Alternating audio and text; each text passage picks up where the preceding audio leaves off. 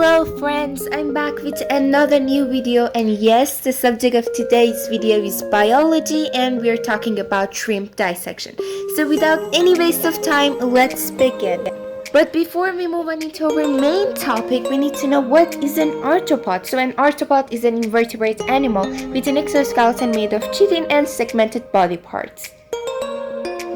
So shrimps are considered as crustaceans. So crustaceans are a large diverse arthropod taxon which includes animals such as crabs, shrimps, and quails. Now into our interesting part of video, which is dissection. But before we move on into dissection, we need to know parts of shrimps, which include eyes, orophods, abdominal segments, criopods, antennas, and carapace. Let us have a closer look at anatomy of shrimp.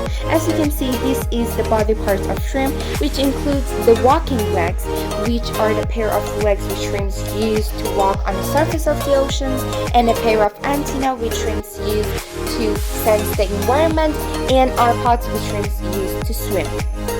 Now that we are familiar with anatomy of shrimp and its body parts, let us move into the dissection.